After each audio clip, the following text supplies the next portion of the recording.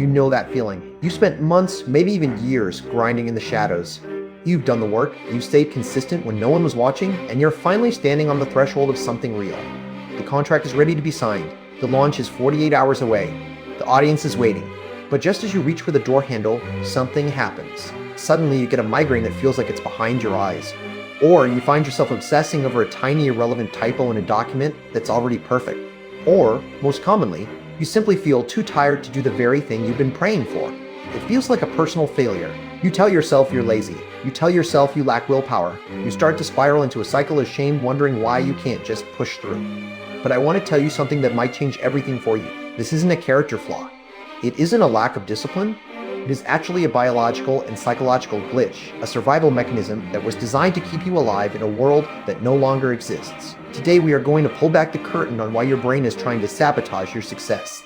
We're going to look at the evolutionary biology of your fear, explore the hidden psychological ceiling of your self-worth, and finally, I'm going to give you a specific framework to negotiate with your own mind so you can finally cross that threshold. Think of it this way: your brain is not a computer designed to make you happy.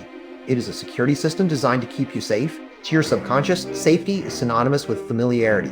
Even if your current life is mediocre, even if it's unfulfilling, your brain knows how to survive in it. It has a map of this territory. It knows the rules of your current struggle. However, success is, by definition, unpredictable. It is a new territory. When you move toward a major breakthrough, your brain doesn't see a promotion or a dream realized. It sees a lethal threat because it is unfamiliar. It triggers a primitive reversion to familiar patterns. It's like a ship being pulled by an underwater current back toward the shore because the open sea feels too vast and dangerous. Your brain is pulling the emergency brake because it thinks it's saving your life from the danger of change. But there's a second, deeper layer to this one that lives in your identity. I call this the self-worth ceiling. Imagine a glass ceiling over your life. You can see the success above you, but you can't quite break through it. This happens when your internal narrative doesn't match your external actions. If you do not internally believe you're worthy of the success you are pursuing, your subconscious will cap your achievements. It will create friction, anxiety, procrastination, self-doubt to keep you beneath the level of your own self-perception. It's a way of staying small so you don't have to deal with the terrifying responsibility of being big. And then there is the fear of being seen. For many of us, our upbringing or past experiences taught us that being noticed is dangerous. It leads to judgment. It leads to the possibility of being rejected by the very people we want to impress. If your brain perceives visibility as a threat to your safety, it will sabotage your progress to keep you hidden in the shadows where you feel safe. Let's talk about the masks this sabotage wears. I want you to see which one you've been wearing lately. First, there's the perfectionism trap. This is when you use polishing as a sophisticated form of procrastination. You aren't fixing the project, you are delaying the terrifying moment of release. You tell yourself you need one more edit, one more tweak, one more hour of research. You aren't trying to be perfect, you're trying to stay in the safe zone of the process so you don't have to face the genre of the result. Then there is the busy work distraction. Have you noticed how the moment a high priority task requires deep focus, you suddenly feel the urge to clean the entire house, or organize your emails, or do the laundry?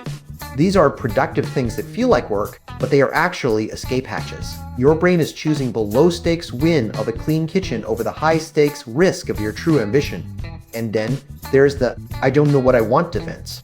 This is a subtle way of claiming confusion to avoid the responsibility of choosing a path that leads to a real result. If you never commit to a direction, you can never fail at it. Before we go any further, I want you to take a breath and realize something vital. Self-sabotage does not feel like a conscious choice to fail. That's the biggest myth. If it were a choice, you wouldn't feel so much pain when you do it. It doesn't feel like laziness. It feels like anxiety, exhaustion, or waiting for the right time.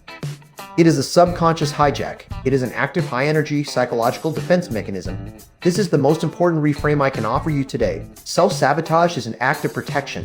Your brain isn't trying to ruin your life. It's trying to keep you safe from the danger of change.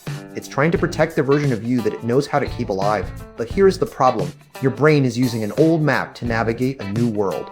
It's trying to protect you from a wolf that isn't there, while letting you starve for the success that is right in front of you. You don't need to fight your brain. You don't need to beat it into submission with more willpower. You need to negotiate with it. You need to show it that the new territory is safe. So, how do we do that? How do we rewire the glitch? First, you must identify the inner protector.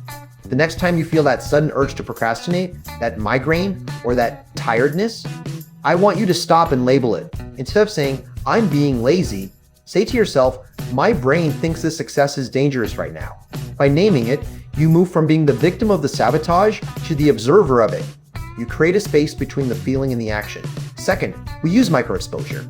Since your brain fears the big change, you have to break your success into increments so small that the brain doesn't trigger the alarm.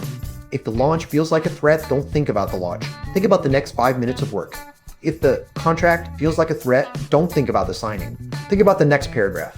Shrink the target until the alarm stays silent. Third, you must redefine your safe zone. Actively practice success in low-stakes environments. Build a new familiarity with winning. Every small win you achieve, every time you follow through on a tiny commitment, you are rewriting the map. You are teaching your brain that winning is the new safe. And finally, you must perform a worthiness audit. Ask yourself, what is the internal narrative currently capping my potential? What is the death I'm afraid of? Is it the death of my old identity? Is it the fear of being judged by people I no longer care about?